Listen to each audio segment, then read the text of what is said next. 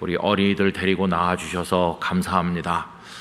여러분들이 아이들을 데리고 오시는 그 발걸음만 해도 하나님께서 어여삐 보시고 여러분들의 가정에 복을 주시고 자녀들에게 하나님의 손을 얹어 주실 줄로 믿습니다. 그 마음 그대로 이 금요일 저녁에 차도 많이 밀리고 힘든데 기도 제목을 적어내시고 미리미리 다 준비하셔서 아이들 챙겨서 여기 오시기가 쉽지 않았을 것 같아요. 그래도 이렇게 마음을 쏟은 그 정성을 하나님께서 기뻐 보실 줄로 믿습니다. 우리 아이들이 많이 있기 때문에 오늘은 제가 말씀을 오래 드린다기보다는 기도를 좀 열심히 했으면 좋겠다 하는 생각이 듭니다. 오늘 저녁에 함께 읽고자 하는 말씀은 사무엘상 3장 19절에서 21절 말씀입니다. 사무엘상 3장 19절에서 21절, 사무엘상 3장 19절로 21절, 이 세 절 말씀을 우리 다 같이 소리내서 함께 읽도록 하겠습니다. 사무엘이 자라매 여호와께서 그와 함께 계셔서 그의 말이 하나도 땅에 떨어지지 않게 하시니 단에서부터 브엘세바까지의 온 이스라엘이 사무엘은 여호와의 선지자로 세우심을 입은 줄을 알았더라. 여호와께서 실로에서 다시 나타나시되 여호와께서 실로에서 여호와의 말씀으로 사무엘에게 자기를 나타내시니라. 아멘. 여러분, 모든 아이들은 태어나고 나면 자라게 되어 있습니다. 그런데 그 자라는 걸 두고 두 가지로 말할 수 있죠. 그 녀석 저렇게 자라면 안 되는데 잘 못 자란 아이가 있습니다. 잘 못 자란다고 말씀드리는 것은 아이가 발육이 잘 안 돼서 키가 크지 않다 그런 말씀을 하는 게 아니라 비뚤어진 인생을 살게 되었다는 뜻이죠. 잘 못 자라는 아이들이 있는가 하면 반대로 아이고 아주 잘 자랐구나 이렇게 이야기 될 수 있는 아이들도 있습니다. 여러분, 부모의 소망이 뭐겠습니까? 다른 게 아니라 하나님께서 우리에게 주신 이 소중한 자녀가 잘 자랐으면 그거 아니겠어요? 여러분들 가정의 자녀들이 잘 자라게 되기를 원합니다. 그래서 오늘은 말씀 속에서 아주 잘 자란 사람 한 사람을 생각해 보려고 하는데 그는 다름 아닌 사무엘입니다. 사무엘은 잘 자랐어요. 그 잘 자란 것을 보여주는 말씀이 오늘 본문 20절 보시면 이렇게 되어 있죠.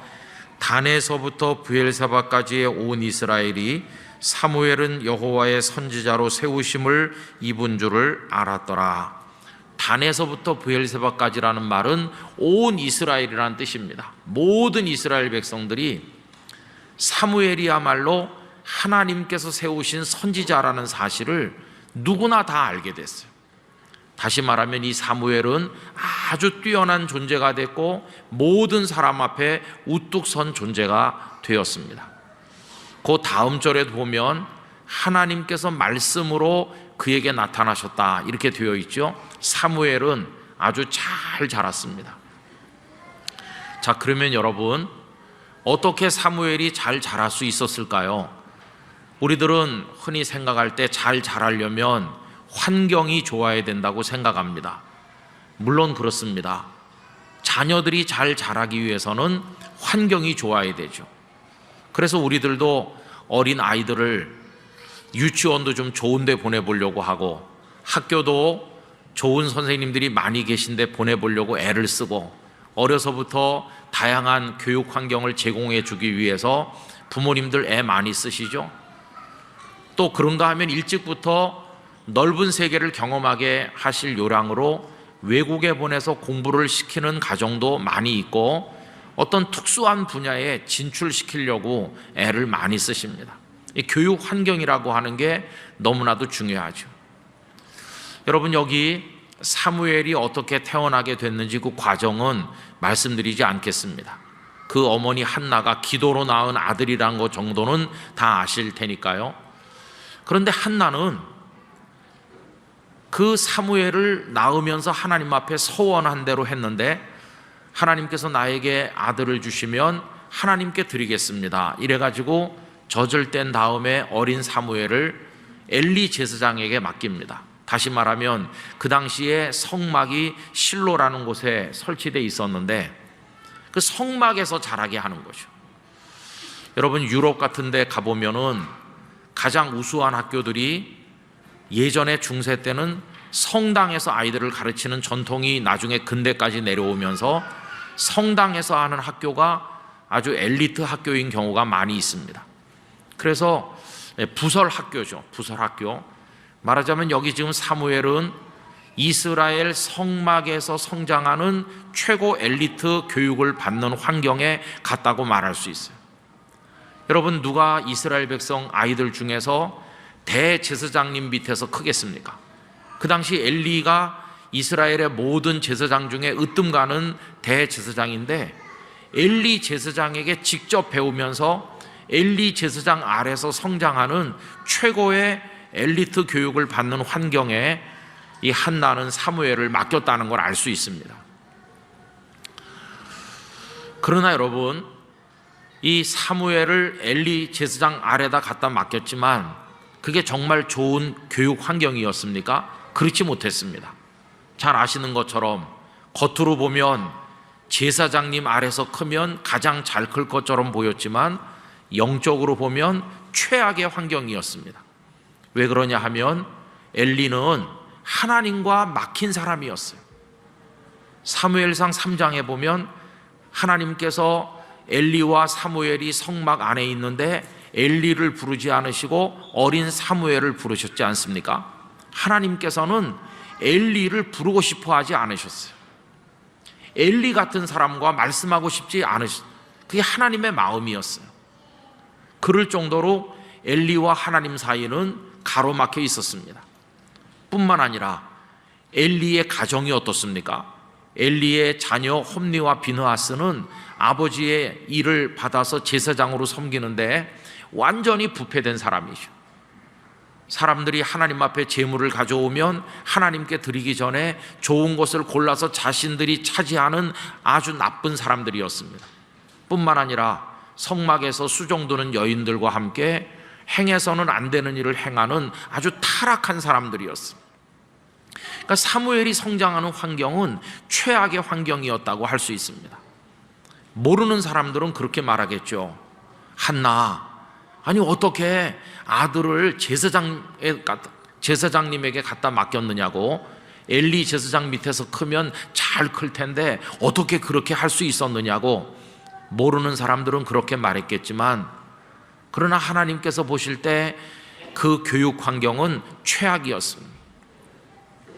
하나님의 제물을 도둑질하는 곳이었고 있을 수 없는 일들이 벌어지는 곳이었고 부패된 가정이 그 성막을 장악하면서 사무엘은 그 속의 일원으로 끼워 있게 되었어요. 그런데 여러분, 어두운 환경 속에 있었지만 아까 서두에 말씀드린 것처럼 사무엘은 잘 자랐습니다. 사무엘은 잘 자랐어요. 바로 여기 오늘 저녁에 우리가 생각하려고 하는 말씀의 핵심이 들어있어요. 가장 나쁜 환경인데 어떻게 가장 잘 자랄 수 있었을까 하는 것입니다. 더군다나 한나가 옆에 같이 있어서 수종을 두는 것도 아니지 않습니까? 한나는 집에 있고 이 사무엘은 엘리와 함께 뚝 떨어져 있습니다.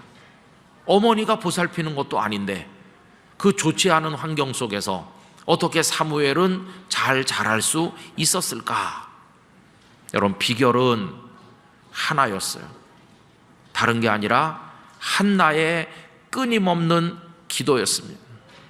비록 한나가 몸으로는 사무엘과 함께 하지 못했지만 그 아이를 갖다 맡긴 이후에 그 아이를 낳을 때처럼 하나님 앞에 매달려 기도했을 그 어머니의 기도가 사무엘을 사무엘 되게 만든 것이에요. 오늘 저녁에 우리가 이 자리에 모인 것은 다른 게 아니라 하나입니다.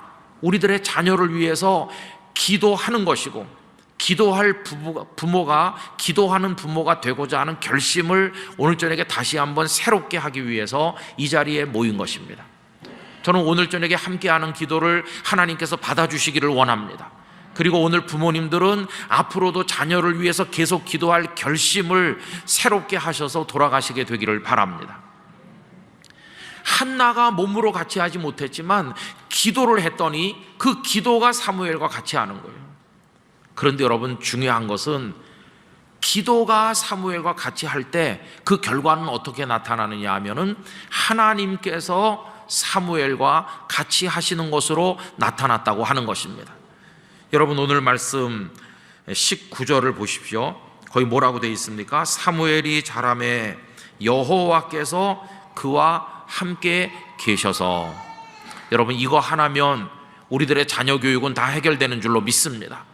이제 어린 사무엘이 한 살 한 살 더 먹어가면서 키가 자라고 모든 게 성장하는데, 사무엘이 자라는 그 과정 속에 하나님께서 함께 계신다는 것이, 어머니도 함께 하지 못하고 최악의 교육 환경 속에 있지만 하나님의 재물을 도둑질하는 사람, 못된 짓을 하는 사람들 틈바구니에 끼어 있지만 그는 거기서 잘 자랐는데 이유는 하나님께서 함께 하셨기 때문이에요.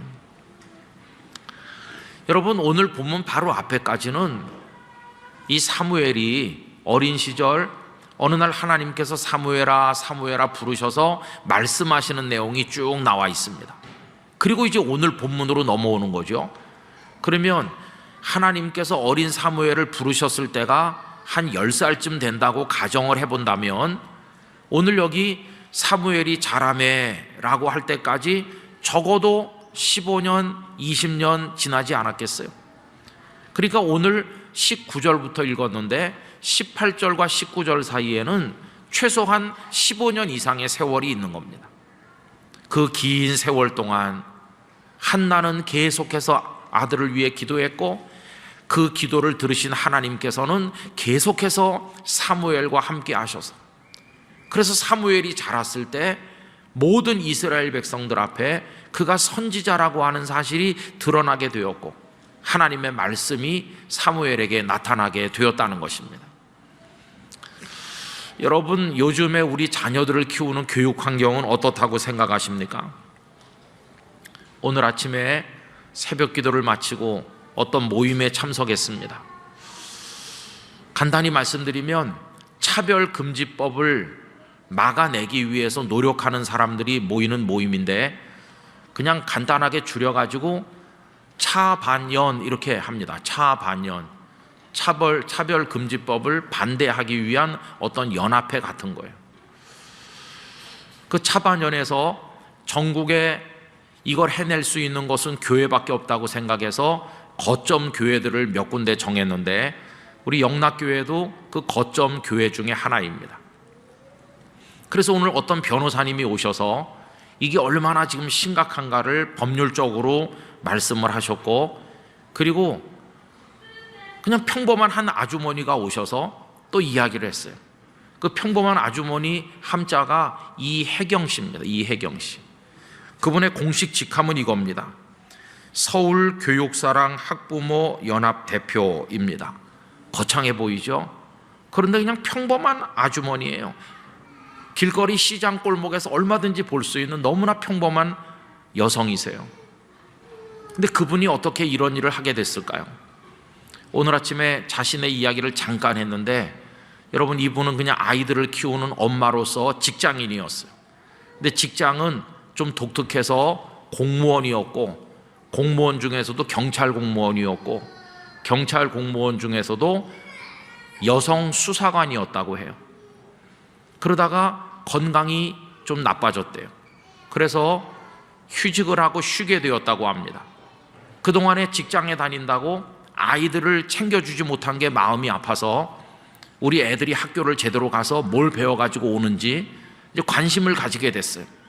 학부모 모임에도 가보게 됐고, 학교라는 곳이 어떤 곳인지를 들여다보게 되면서 이분이 큰 충격을 받은 겁니다. 그동안 그냥 학교 보내놓으면 되는 줄로 알았다고 그래요. 그런데 그게 아니었어요. 자녀들이 다니는 학교라는 곳이 지금 얼마나 망가져 있는지를 이분이 충격을 받은 거예요. 이분은 우리처럼 교회 다니시면서 하나님을 경외하는 성도님이신데 얼마나 충격을 받았는지 만사를 제쳐놓고 이 일에 뛰어들었어요. 여러분, 아십니까? 우리 서울시에 학생 인권 조례라고 하는 게 만들어져서 벌써 여러 해 동안 그것이 적용되고 있다는 걸 아세요? 지금 이분이 벌리고 있는 것은 학생 인권 조례를 폐지하기 위한 노력을 하고 있습니다. 여러분, 서울시 학생 인권 조례 읽어보신 분이 있으신가요? 제가 그 중에 몇 개만 읽어보도록 하겠습니다. 제5조를 보면 거기 이렇게 나옵니다. 학생은 성별, 종교, 나이, 사회적 신분, 출신 지역, 출신 국가, 출신 민족, 언어, 장애, 용모 등 신체 조건, 임신 또는 출산, 가족 형태 또는 가족 상황, 인종, 경제적 지위, 피부색, 사상 또는 정치적 의견, 이렇게 하고 그 다음에 뭐가 들어있는지 아세요? 성적 지향, 성별 정체성, 병력, 징계, 성적 등을 이유로 차별받지 않을 권리를 가진다, 이렇게 되어 있어요. 여러분, 여기 보면 지금 차별금지법을 국회가 통과시키지 못하도록 우리가 서명도 하고 데모도 하고 많이 하잖아요. 차별금지법은 아직 통과되지 않았습니다. 현재 15년째 통과시키려고 하고 있지만 기독교인들이나 많은 사람들의 반대로 15년째 통과가 안 되고 있어요. 그러나 차별금지법은 통과되지 않았지만 이미 통과된 것과 다를 바가 없는 현실입니다. 왜냐하면 인권 조례 속에 벌써 다 들어있거든요. 16조, 이거는 양심과 종교의 자유를 얘기하고 있는데 이렇게 되어 있습니다. 학생은 세계관, 인생관 또는 가치적, 윤리적 판단 등 양심의 자유와 종교의 자유를 가진다, 이래가지고 그 밑에 이런 내용이 있어요. 학생에게 예배, 법회 등 종교적 행사에 참여나 기도, 참선 등 종교적 행위를 강요하는 행위 하면 안 된다는 거예요.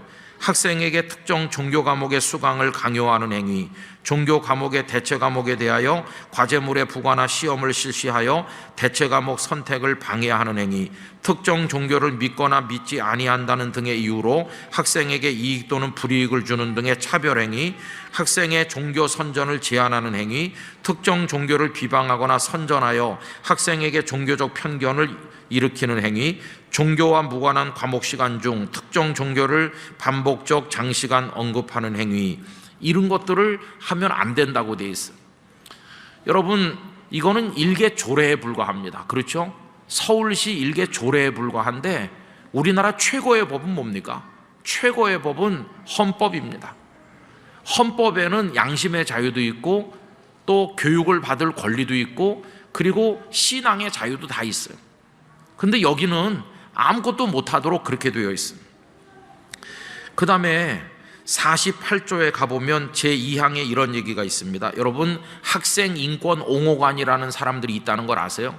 학생인권옹호관이 있어가지고 어떤 학생이 내가 인권에 어떤 방해를 받았어 이렇게 신고를 하면 그 옹호관이 조사를 나옵니다. 그럼 조사를 누구에게 할까요? 학생인권옹호관은 제1항에 따른 조사를 위하여 필요한 경우 교육청 및 학교 등의 자료를 요청할 수 있고 학교의 설립자 및 경영자, 학교회장, 교직원, 학생 및 관계 공무원 등에게 질의할 수 있다. 이 사람이 나와서 이 학생의 인권을 당신이 침범했느냐고 뭐라고 말했느냐고 따져 물을 수 있고 조사해가지고 보고를 해서 벌을 줄 수 있다는 거예요. 근데 여러분, 그 속에 누가 들어있는지 아세요? 아까 제가 일부러 빼고 읽었는데 그 조사 대상 속에 학생의 보호자도 들어있습니다. 아주 쉽게 얘기하면 부모님이 여러분이 너무나 눈에 넣어도 아프지도 않을 자녀들에게 이 녀석아 동성애는 틀린 거야 이렇게 가르치면 그 애가 학교 가서 인권 침해당했어요 우리 엄마한테 이렇게 말하면 학생인권옹호관이 엄마에게 와가지고 조사해 간다 그 말이에요. 누가 당했습니까? 누구 자식인데요? 이게 서울시 인권조례 속에 들어있는 거예요. 여러분들의 자녀들이 신고를 안 해서 그렇지 신고하면 불려다니면서 조사받으셔야 돼요.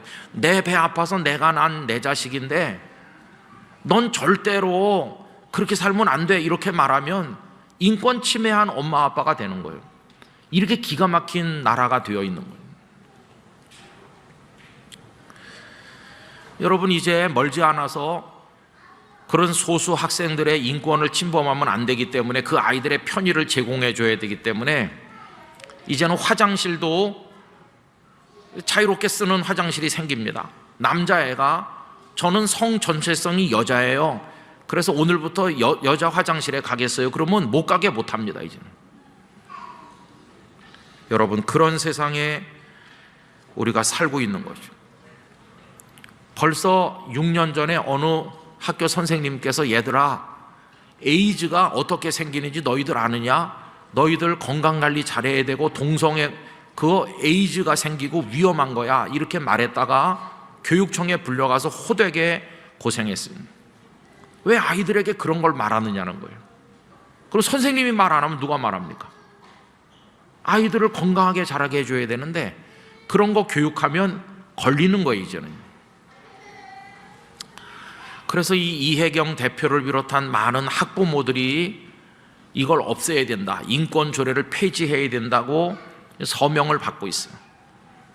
최소 2만 5천 명이 서명을 받아서 내면 어떤 의원이 발의한 것과 똑같은 효과가 있는데, 이제 8월 달 이전까지 우리가 엄청나게 많은 서명을 해야 돼요. 근데 이게 종이에 그냥 쓰는 서명 말고 전자 서명이 이제 개발돼 가지고 우리 신분을 밝혀야 돼요. 거기 주민등록 번호를 쓰는 게 있습니다. 그래야 관에서 인정해 준다고 그래요. 많은 사람들이 주민등록 번호 쓰는 게 두려워서 서명을 안 해요. 여러분, 그렇게 비겁하게 있어 가지고는 우리들 자녀를 지킬 수 없어요. 멀지 않아서 우리 영락교회에서도 서명할 때 우리 전체 성도가 다 같이 서명해야 됩니다. 이런 조례는 없애야 되는 것이, 어떻게 내가 난 자녀를 내가 마음대로 가르칠 수 없습니까? 대한민국이 차별금지법은 맡고 있지만은 그와 유사한 다른 법들이 수십 가지가 지금 추진되고 있어요. 이름만 살짝 바꿔가지고. 여러분, 이게 오늘 우리들의 현실이죠. 저는 이런 생각을 해봤어요. 사무엘이 성장하던 환경이 오늘 우리 자녀들이 성장하는 대한민국이라는 환경하고 비교했을 때 어떤 게 더 나쁜 환경이었을까? 여러분, 우리 자녀들 마음대로 학교 보내고 자유롭게 교육시키니까 좋은 것 같지만 우리 자녀들이 처해 있는 교육 환경이라고 하는 것은 사무엘의 환경보다도 더 나빴으면 나빴지 결코 좋은 환경이 아닙니다. 우리가 정신을 차려야 되는 거죠. 우리가 해줄 수 있는 게 뭐가 있을까요? 여러분, 저는 기도밖에 없다고 믿습니다. 기도뿐이에요.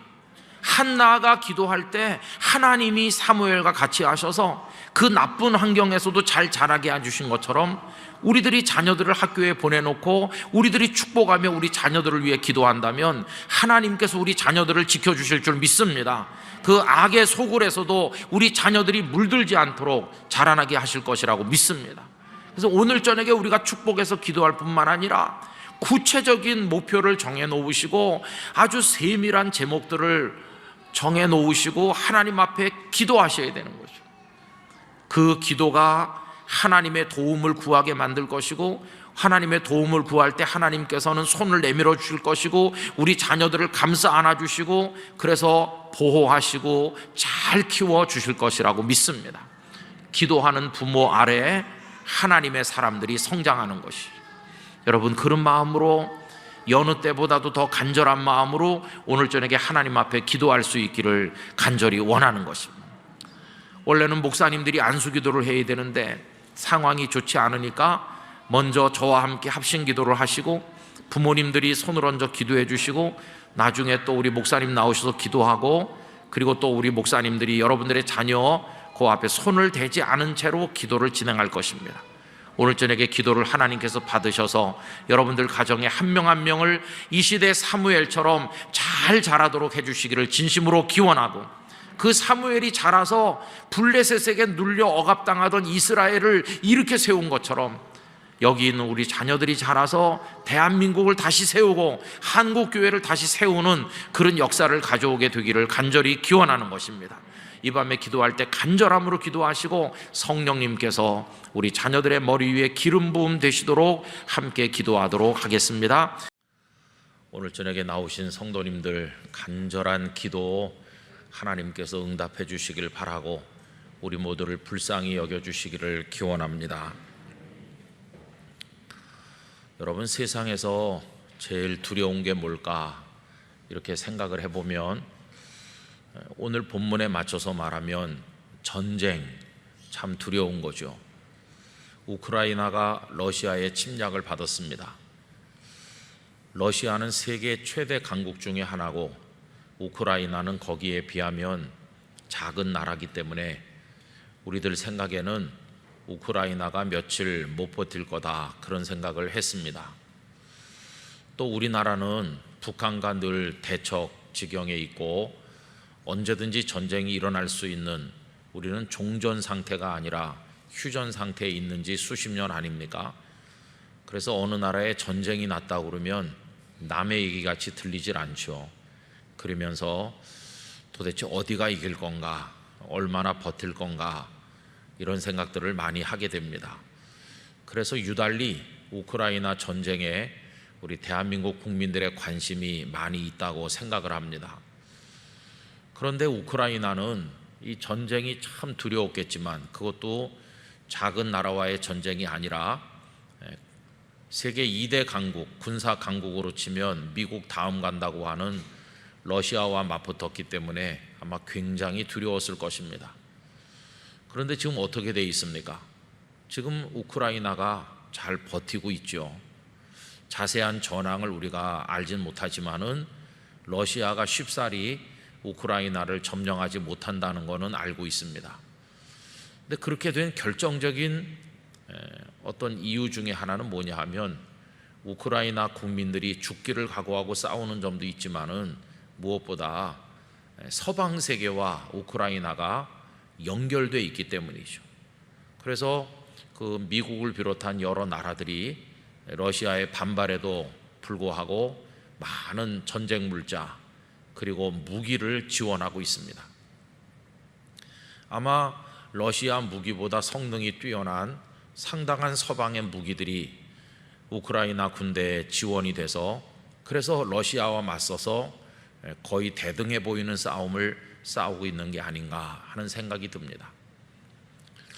여러분, 그걸 보면 우리나라가 6.25를 겪었을 때 생각이 나죠. 소련군 탱크를 앞세운 인민군의 침략으로 우리는 속수무책으로 서울을 내주고 남하를 해서 저 낙동강변의 마지막 전선을 구축을 하고 이제 손바닥만큼 남았습니다. 조금만 더 밀리면 문자 그대로 태평양 바다에 다 빠져야 되는 절대절명의 위기를 만났습니다. 그런데 우리의 안타까운 눈물과 외침이 다 막힌 것이 아니라 유엔에 전달이 됐죠. 그래서 유엔에서 파병하기로 결정을 했고, 그리고 16개 국가가 우리와 아무 교류도 없는 어떤 나라들까지도 병사들을 보내주고 또 전쟁 물자를 보내고 어떤 나라는 돈도 보내주고 이렇게 해서 정말 기적같이 우리다가 살아남았습니다. 메가더 장군의 인천 상륙작전이 극적으로 성공하면서 인민군의 허리를 끊는 데 성공을 했고, 결국 우리는 다시 압록강 유역에까지 밀고 올라갈 수 있게 되었고, 밀고 밀리는 접전을 계속한 끝에 오늘의 휴전선이 형성되었습니다. 그래도 하나님께서 그루터기를 남기듯이 이 대한민국 이만큼을 남겨주셔서 지나간 수십 년 동안 인구가 늘었고 경제가 발전했고 또 민주화도 이루었고, 그 와중에 하나님의 교회가 곳곳에 세워졌고 전 세계를 향해서 선교하는 나라로 살아왔습니다. 우리를 향한 하나님의 큰 사랑이요 긍휼인 줄로 믿고 하나님께 감사를 드리는 것입니다. 그런데 그때 우리가 여기서 아무리 외쳐도 도와주세요, 도와주세요, 도와주세요, 도와주세요 이렇게 해도 그 어떤 나라도 귀 기울이지 않았더라면, 아무도 우리에게 응답하지 않고 소총 하나 우리에게 보내주지 않았더라면 우리는 지금 어떻게 됐을까요? 과연 이 땅에 하나님을 예배하는 자가 지금 존재할 것인가? 얼마나 많은 사람들이 죽음을 당하고 우리나라는 지금 공산국가가 되어서 비참하게 되어 있을까 생각을 해보면 정말 두려운 일이 아닐 수 없어요. 그런데 우리가 살려달라고 도와달라고 이렇게 외쳤더니 그 소리가 여러 나라에 연결이 된 것이에요. 미국 사람도 우리 소리에 귀를 기울였고, 영국 사람도 그렇고, 그 16개 국가 사람들이 우리의 신음소리에 귀를 기울여서 우리를 도와줬어요. 여러분, 그것은 16개 나라의 도움이었지만 사실은 하나님께서 우리를 불쌍히 여기셨기 때문입니다. 하나님의 은혜입니다. 살면서 가장 두려운 게 뭘까요? 하나님, 나 죽어요, 나 좀 살려주세요, 이렇게 아무리 외쳐도 아무 대답이 없을 때, 하나님께서 아무 응답도 하지 않을 때, 그때가 가장 두려운 때고, 이 하나님의 절대적 침묵이야말로 정말 어떻게 해볼 수 없는 절망이죠. 여러분, 오늘 읽은 성경 말씀에는 이 절대 절망에 처해 있는 사울 왕의 모습을 보여주고 있습니다. 사울은 이때 진짜 절망이에요. 아무도 그를 도와줄 사람이 없어요. 블레셋 왕 아기스가 대군을 일으켜서 이스라엘을 침공하게 됩니다. 그런데 그때 사울 옆에는 아무도 없어요. 그를 따라다니는 사람들은 사울을 위해서 생명을 내놓을 만한, 믿을 만한 용장도 아니고 그저 권력의 주변에 붙어있는 사람들일 뿐이지, 사울을 위해서 생명을 내놓고 전선을 누비던 충실한 장군이자 사위인 다윗은 오히려 사울이 죽이려고 했기 때문에 지금 블레셋 땅에 망명 가 있잖아요. 적군인 아기스 왕 옆에 다윗이 떡하니 있는 거예요. 그러니 얼마나 더 두려웠겠습니까? 블레셋만 해도 상대하기에 힘이 너무나 모자란데, 자신이 한때는 의지했었던 이스라엘의 용장인 다윗이 그 아기스 왕 옆에서 나를 향해 칼을 겨눈다고 생각하니까 이 사울은 지금 어떻게 해야 될는지 모르는 거죠. 그런데 오늘 아까 읽은 말씀에 보면 어려울 때마다 사울이 그래도 의지하고 기댔던 사무엘 선지자가 있는데, 사무엘이 죽었다는 얘기를 여기 하고 있지 않습니까? 이제는 사무엘도 없어요.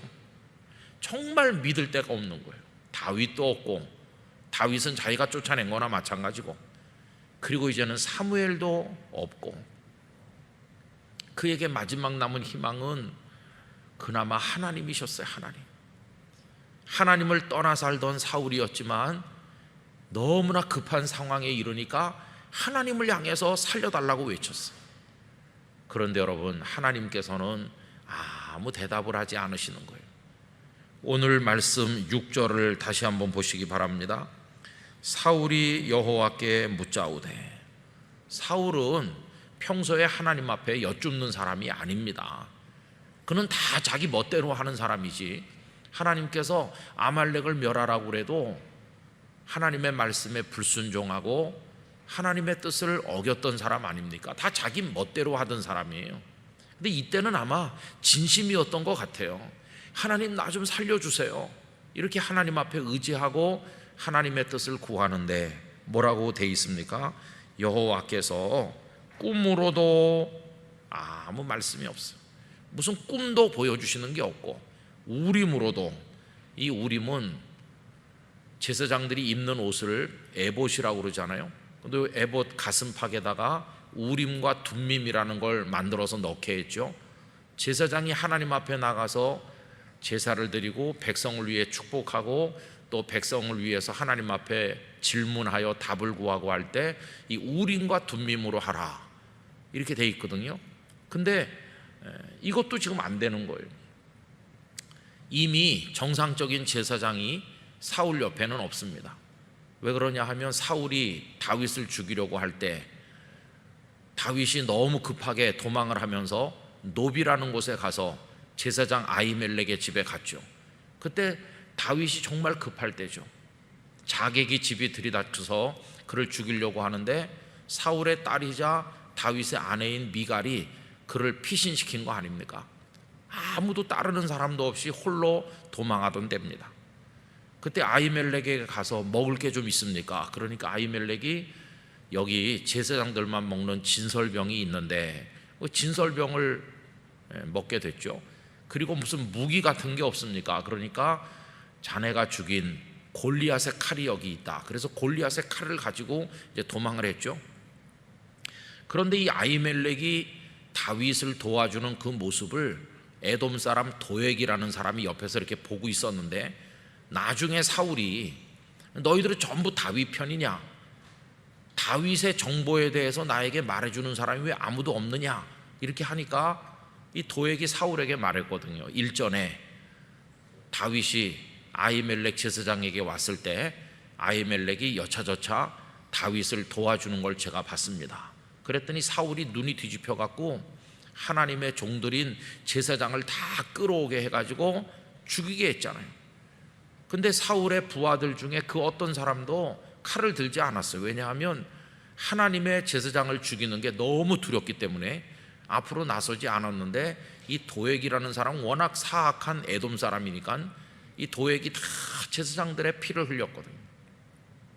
근데 그날 한 명 살아남은 사람이 아비아달입니다. 이 아비아달이 그 속에서 구사일생으로 목숨을 건져가지고 다윗에게로 도피했어요. 다윗이 나중에 도망 다닐 때 처음엔 한 400명, 나중에는 한 600명까지 함께 하지 않았습니까? 이제 아비아달이 다윗에게 와서 있었어요. 그러니까 정상적인 계보를 잇는 제사장은 아비아달인데, 아비아달이 다윗 옆에 와 있는 거니까 우림과 둠밈의 그 에봇도 지금 다윗에게 있다고 해야 되겠죠.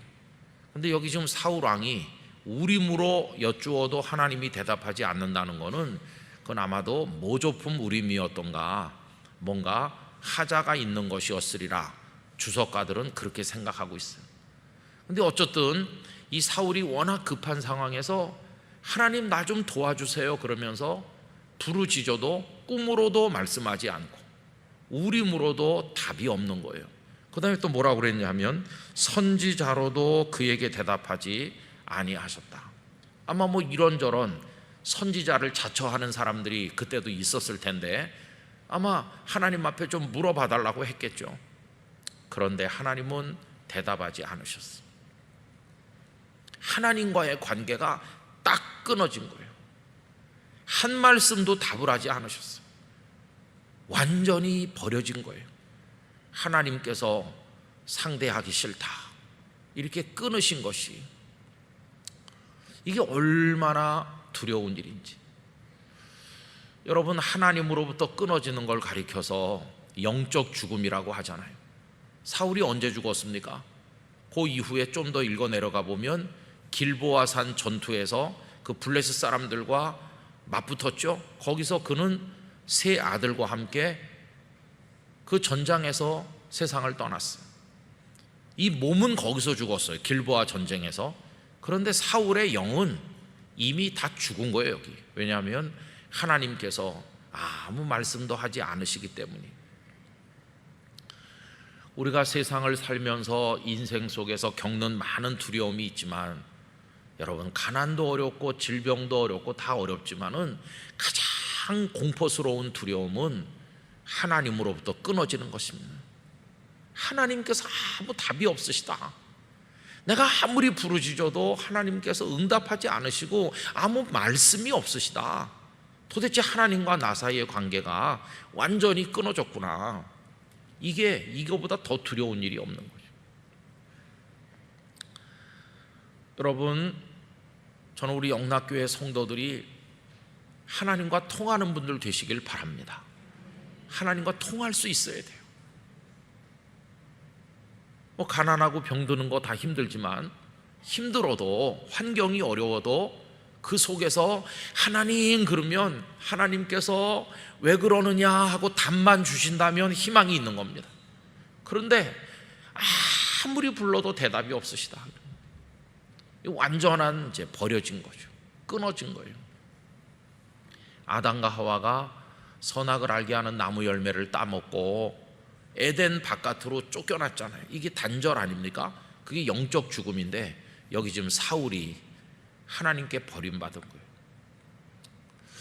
우리가 성도로서 하나님을 경외한다고 하는 것은 다른 게 아니라 하나님과 통하는 사람 되는 겁니다. 하나님과의 교제의 줄이 절대로 끊어지면 안 됩니다. 하나님께 가까이 나가야 됩니다. 하나님 부르면 하나님께서 응답하시고, 하나님께서 내게 말씀하시면 나는 늘 주의 종이 듣겠나이다. 그러면 듣고, 내가 하나님 앞에 아뢰는 것에 대해서 하나님의 뜻이 나에게 깨달아지고 하나님과 나 사이에 이 교제가 풍성하게 되는 거, 이 기쁨, 이게 우리가 하나님을 경외할 때 얻는 큰 축복인 것이, 영혼이 곤고하다고 하는 것은 하나님께서 우리에게 아무 답이 없으실 때 그때가 곤고한 겁니다. 여러분, 사울 왕과 다윗의 차이가 뭘까요? 지금 사울은 하나님께서 대답하지 않으시잖아요. 그런데 다윗은 하나님께 여쭙는 것마다 하나님께서 다 답을 하시는 거예요. 이 다윗은 이제 블레셋 땅에 있었는데 하나님께서 피할 길을 내셔서 전쟁에는 나가지 않아도 되도록 극적인 도움을 얻게 되었죠. 여러분, 만약에 다윗이 블레셋 왕과 함께 전쟁에 가가지고 이스라엘 사람을 쳐서 죽였다면 어떻게 이스라엘의 왕이 되겠습니까? 그런데 하나님께서는 피할 길을 주셨어요. 아기스 왕의 부하 장수들이 왕에게 항의를 했어요. 왕이여, 아무리 저 다윗을 신임하시지만 우리는 저 다윗과 전쟁에 나갈 수 없어요. 저 사람이 과거에 골리앗을 죽인 사람인데 만약에 전쟁터에서 갑자기 우리를 향해 칼을 겨누면 어떻게 되겠습니까? 저 다윗은 절대로 우리와 같이 전쟁에 데려가면 안 됩니다. 이렇게 하니까 아기스 왕은 다윗을 데리고 가고 싶은 생각이 굴뚝 같지만 다른 장수들이 다 반대하기 때문에 할 수 없이 다윗을 너는 그냥 남아있으라. 여러분, 이게 하나님이 피할 길을 주신 겁니다. 이래서 다윗은 남아있었는데 나중에 소식이 전해지죠.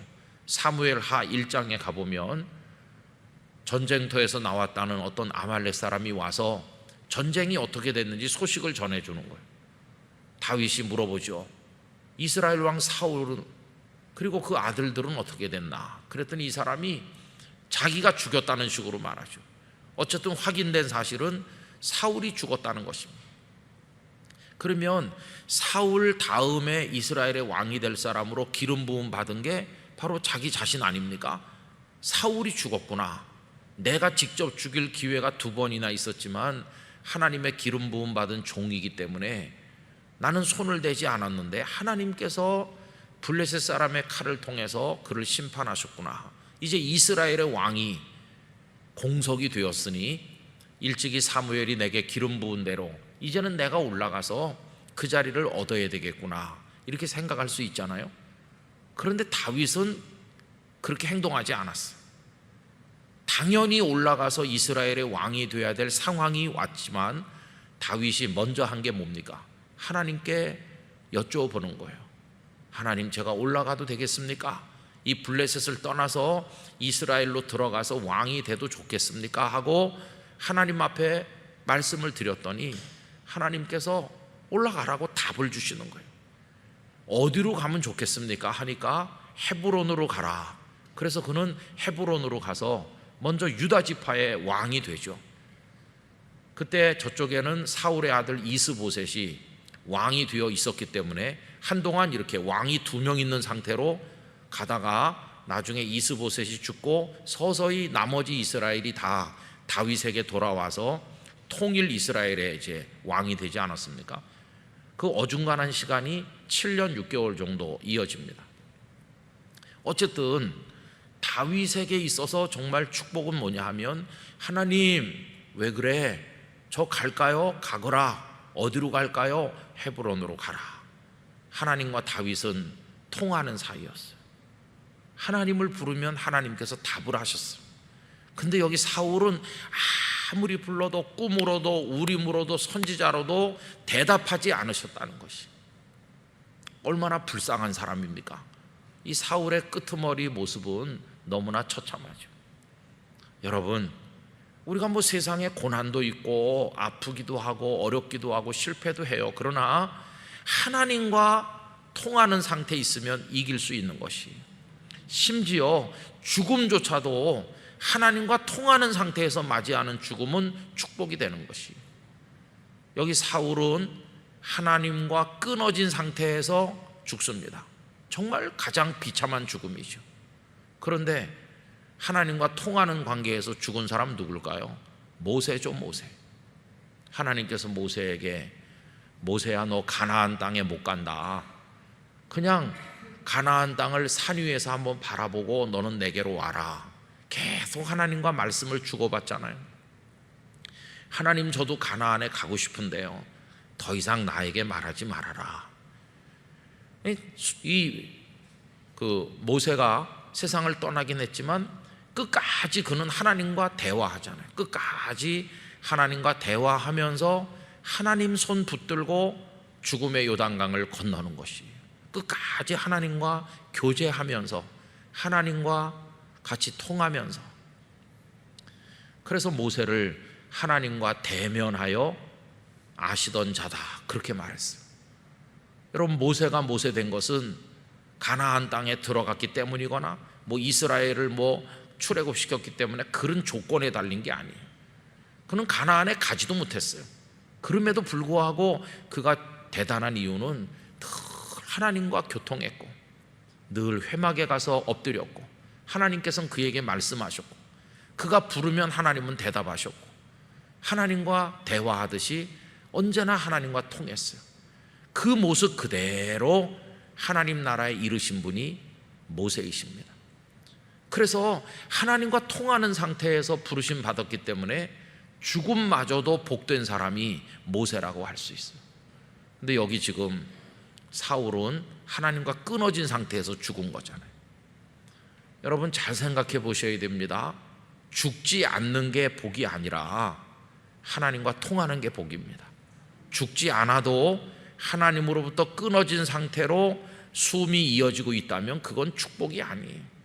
하나님께 부르심을 받더라도 하나님과 통하며 하나님과 교제하며 부르심을 받는다면 죽음까지도 축복이 되는 것이에요. 그리고 우리 성도가 사모해야 될 것은 하나님과 통하는 사람이 되는 겁니다. 여러분 목회를 해보면 영적으로 좀 이렇게 채워지는 기쁨이 있을 때가 있어요. 하나님께서 요새 나에게 은혜를 많이 주시는구나. 그런 감사, 감격, 별거 아닌데도 기쁨을 느끼고 늘 반복되는 똑같은 일상인 것 같은데도 하나님과 아주 가까워졌다는 걸 느끼는 때가 있습니다. 그런가 하면 영혼이 곤고하고 요즘에 중국에 비가 오지 않아서 그 큰 강 양자강 강바닥이 드러났다고 그러는데 그런 식으로 영혼이 다 고갈이 돼가지고 밑바닥이 드러나는 것처럼 그럴 때가 있어요. 이상하다. 새벽 기도를 안 나가는 것도 아니고 성경을 안 읽는 것도 아니고 늘 겉으로 보면 하고 있는데 영적으로 고갈되는 거예요. 영적으로 고갈되면 맨날 쉬어도 힘이 들고 그리고 이번 주일날 뭘 설교해야 되는지 아무 생각이 안 나요. 그냥 전할 말씀이 없어요. 왜냐하면 저 자신의 영혼이 말랐기 때문에 그런 거죠.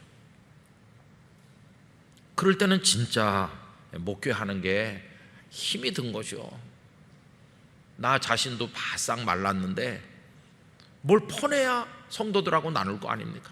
아무리 퍼도 물 한 방울 나오지 않는 말라붙은 바닥과 같은 심령이 되면 이게 정말 곤고한 거죠. 아마 어떤 목사님들께서 다른 목사님의 설교를 표절해 가지고 문제가 되는 건 다 그런 경우라고 생각합니다. 그런데 여러분 하나님과 깊은 교제 속에 있으면 성도들에게 말씀드리고 싶은 게 너무너무 많아지는 거예요. 그냥 하나님께서 이것도 가서 말씀드리고 싶고 저것도 말씀드리고 싶다는 생각이 들 정도로 계속 이렇게 감동을 주시는 거예요. 성경을 읽기만 하면 그렇구나 이렇게 진리가 깨달아지고 몰랐던 말씀이 알아지면서 이런 게 있는 거구나 이런 게 막 넘쳐나요. 그래서 마치 샘이 콸콸 솟아나는 것처럼 그런 걸 많이 느끼고 있어요.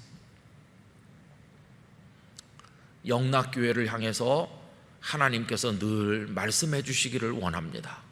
내가 영락교회 성도들의 부름에 대해서 내가 응답하겠다. 내가 언제나 대답하고 영락교회 성도들과 교통하고. 여러분 이게 얼마나 축복이에요. 그런 의미에서 하나님과 우리 성도 한 분 한 분의 이 통로가 이어져 있으시기를 바라는 것입니다. 가정에 계시든지 교회 와서 계시든지 어디 계시든지 주님 그러면 주님의 응답이 들려야 되는 것이에요. 여러분 마음속에 어떤 간절한 문제를 가지고 애태우고 기도할 때 주님께서 나와 같이 계시구나 하는 게 깨달아질 때 기쁨이 넘치고, 말씀을 통해서 해결책을 주시고 주님이 나와 이렇게 함께 계시다는 것을 알게 될 때 그게 성도가 맛볼 수 있는 최고의 축복이 되는 거죠. 아무리 우리가 주여 삼창하고 뭐 별거 다 하고 소리를 질러도 하나님께서 대답하시지 않는다면 끝장이죠, 끝장. 그래서 오늘 저녁에도 우리가 기도하러 모였는데 우리의 기도가 공허한 외침이 되지 않기를 원합니다. 허공을 치는 꽹과리 소리로 끝나면 안 되는 거예요. 요란하더라. 그런데 하나님은 대답하지 않으시더라. 이게 얼마나 안타까운 겁니까? 하박국 선지자는 참 어려운 때 사셨습니다. 남한국 유다가 몰락해가면서 얼마나 사회가 부패했는지, 앞을 봐도 뒤를 봐도 공의도 없고 정직도 없고 다 패역하고 목이 곧고 하나님을 대적하고, 그래서 그냥 하루 종일 탄식하는 거예요. 왜 이 세상이 이런가? 그러나 하박국에게는 희망이 있었잖아요. 그가 하나님 앞에 안타까운 사연을 쫙 늘어놓고 원망도 하고 하나님 세상이 왜 이렇습니까? 이렇게 할 때마다 하나님은 대답을 주시는 거예요. 내가 갈대아 사람을 데려온단다. 아니 갈대아 사람은 우리보다 더 악한 사람 아닙니까? 하는 식으로 또 항의를 했더니 하박국 2장에 가서 보면 하나님께서 대답하시잖아요. 내가 너에게 주는 대답을 너는 크게 써서 달려가면서도 읽을 수 있게 해라. 내가 너에게 답을 준다 하시면서 오직 의인은 그 믿음으로 말미암아 살리라. 답을 주시잖아요. 여러분, 형편이 어려워도 하나님의 답이 오는 하나님과의 관계가 복원되어 있으면 그건 축복인 것이고, 아무리 내가 형편이 기름지고 좋고 편안한 상태에 있어도 하나님께서 딱 끊으셔서 아무 말씀도 없으시면 그건 망하는 것입니다. 요즘에 우리 한국교회가 위기라는 것은 뭐 코로나도 위기고 어려운 교회가 많은 것도 위기고 교회 오는 사람이 줄어든 것도 위기고 위기가 많지만 가장 심각한 위기는 지금 한국교회의 외침에 대해서 하나님께서 대답하고 계시나, 이런 생각을 자주 하게 돼요.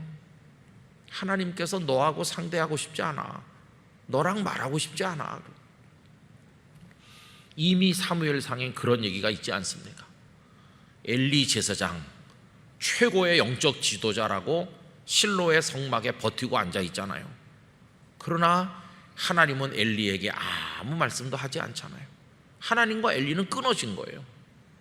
그런데 철없는 어린 아이 사무엘이 거기서 성장하는데 하나님께서 말씀하시잖아요.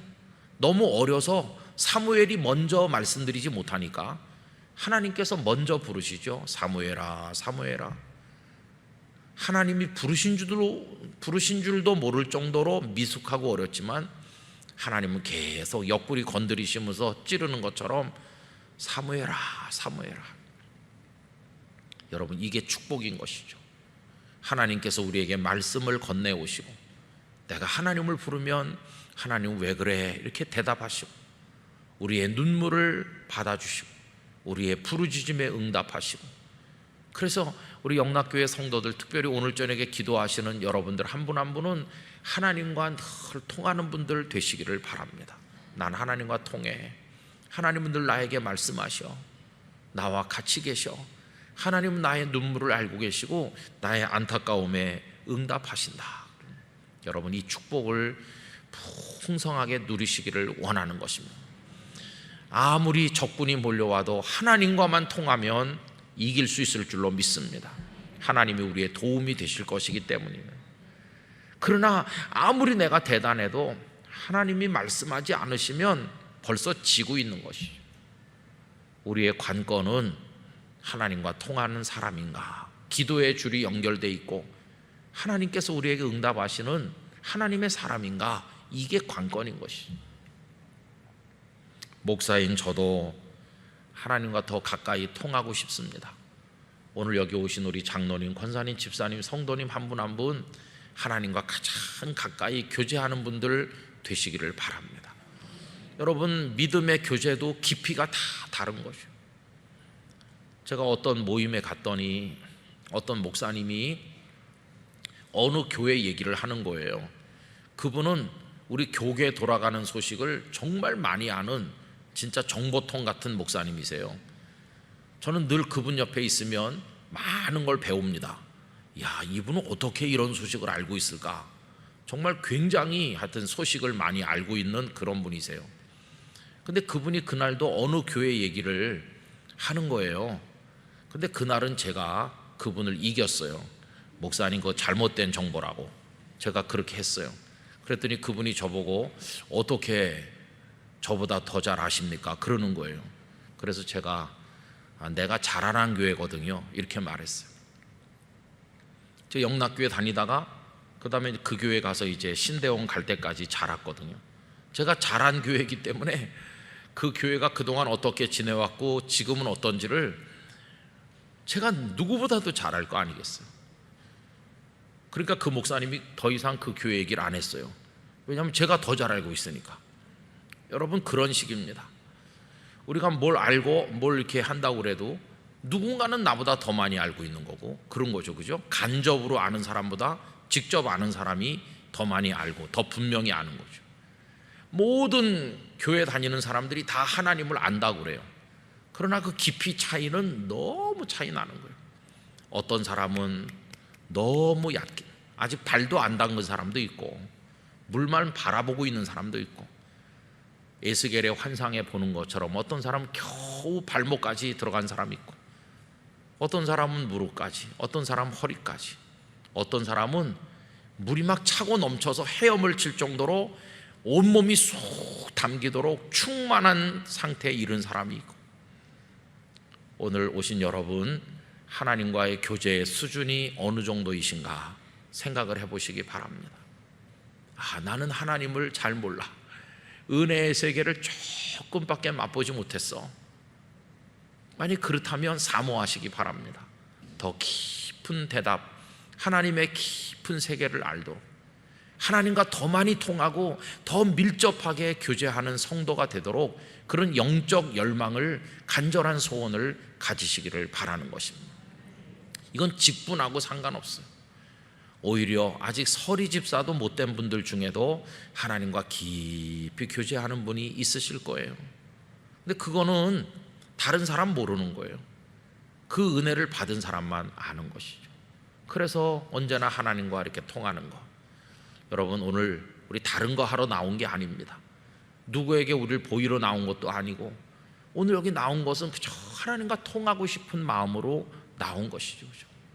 오늘 저녁에 여러 가지 기도 제목을 하나님 앞에 올릴 텐데 여기서 부르짖었기 때문에 이루어지고 안 부르짖었기 때문에 안 이루어지는 게 아니라 본질적인 것은 이런 기도 모임을 통해서 나를 하나님 앞에 드림을 통해서 하나님과 맡겼던 통로가 다시 뚫리고 관계가 복원이 되고 하나님과 친해지고 언제든지 하나님께서 우리를 바라보시면서 말씀하시고 이런 사람이 되는 게 우리의 목적인 것이죠.